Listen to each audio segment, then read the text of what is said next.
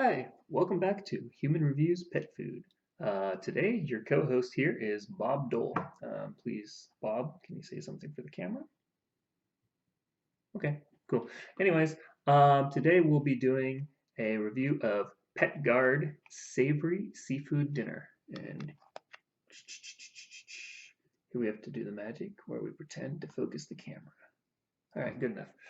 Um, And since it's a savory seafood dinner, we're also going to be comparing it to a savory seafood dinner intended for human consumption, I believe. And this is Goya Premium Jumbo Squid Pieces. Yeah. All right. So let's get into this.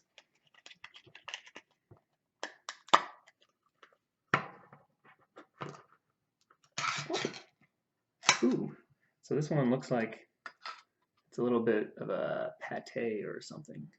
I believe that's the cat food term for this. And well, let's open up the other guy too. Oh, upside down. See, both comes in a can.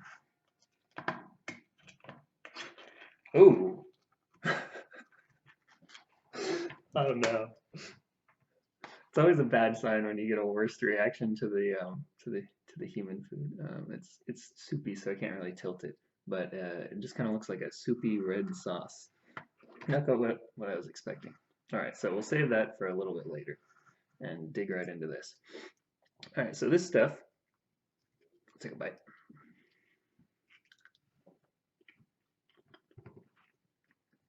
Mmm. So it's not a very pleasant texture or taste. Mmm. It's got like, okay, it's not gritty at least yet. Um, but it's really bitter. And I think the French have these things, maybe that's where they got the word pate, I'm not sure. They're these like French meats that you can like spread. It's kind of similar overall, but without good taste. Mm.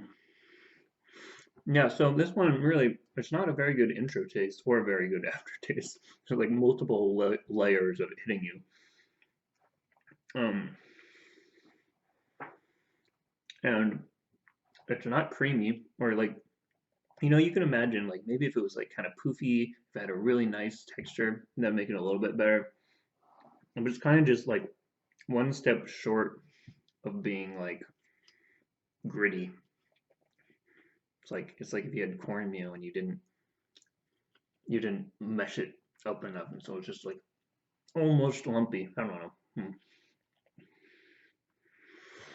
All right, so savory seafood dinner. So this stuff is made out of salmon, mackerel, water sufficient for processing, ocean fish, ooh, from the ocean, rice flour, chicken liver, shrimp, brewer's dried yeast, guar gum, potassium chloride. Okay, then I think it's mostly like chemicals and stuff. Um, so I mean, there's fish in it. I've heard the thing before where like sometimes you buy fish and it's mislabeled, so who knows. But these guys are at least trying to do something. It's free of meat byproducts, no soy, no wheat, no gluten, no corn, no artificial preservatives, no flavoring and colors, no sweeteners and sugars. On those last two, I might have preferred to have a few sweeteners and sugars. Mm. Ooh, they do tell you how much ash is in it. There's 2.8% of the maximum amount of ash in it.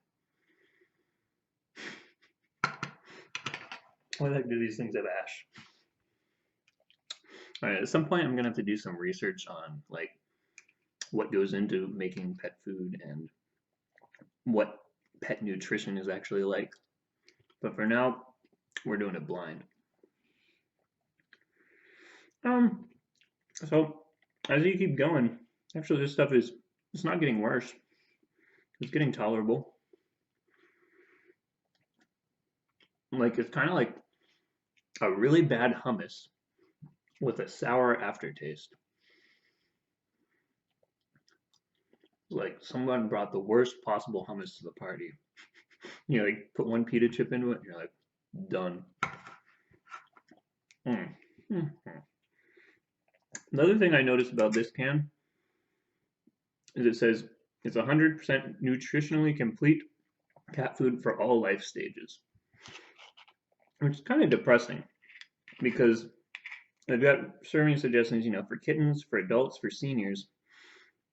So it's basically like if you ate baby food for your entire life, or senior food well, senior food is just smaller, kind of depends. Yeah, so you're basically just eating cans of this stuff. I mean, maybe your owner swaps up like 2 different flavors of it, but you get this, maybe get some dry food.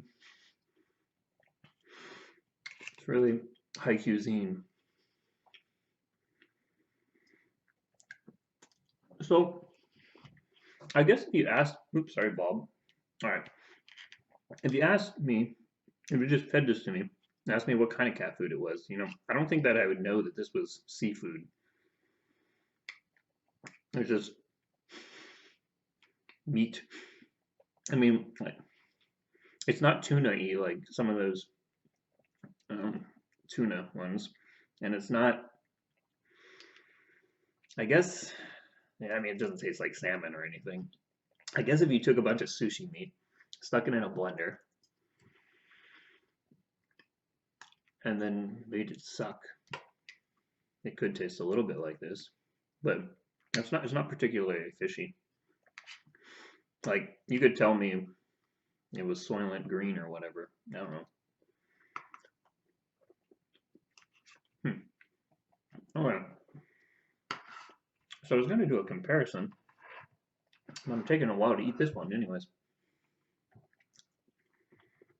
So let's start out with human food stuff. Jumbo squid pieces. So people voluntarily eat this. So we'd expect it would have some redeeming quality. Look, you can see there's like a piece of a squid there. I wonder if they have cat food like that. Okay, this stuff's pretty good. It's not much of a comparison. There's oil. It's got like some sort of oil in it. It's called a pickled sauce, but it's got lots of oil and salt, so it tastes pretty good. That's one of the things about the pet food. It never has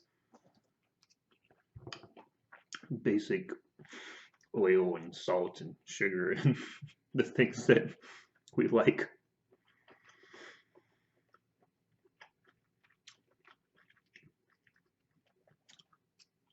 All right, that's enough of that. It clearly won the competition this time. So for this week, I am still, in fact, human.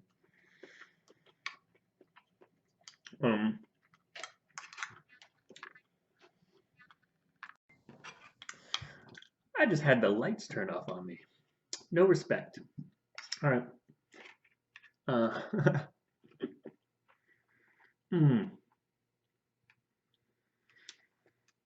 Just run your tongue through this stuff. It's like chunk, chunk, chunk.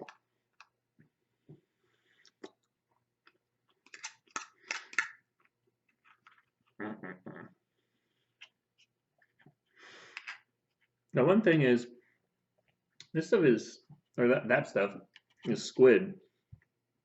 I kind of feel bad about eating squids now because they're pretty intelligent and all that.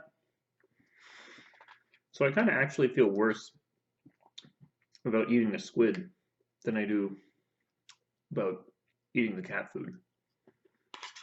And I think that's opening some interesting questions, if not ethically, just in terms of life choices.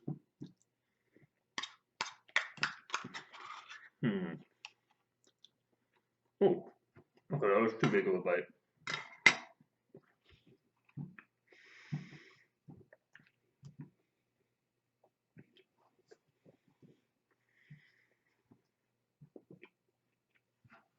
All right, so it's time for a verdict. The first verdict is that I remain human for the week, but this stuff, I'm gonna give it 3 meows out of 5. It's it's quite eatable. It's not good.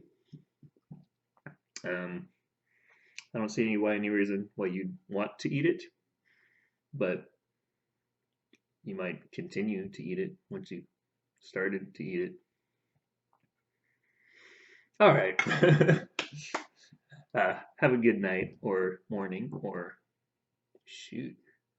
There's no guarantee when anyone or if anyone is watching.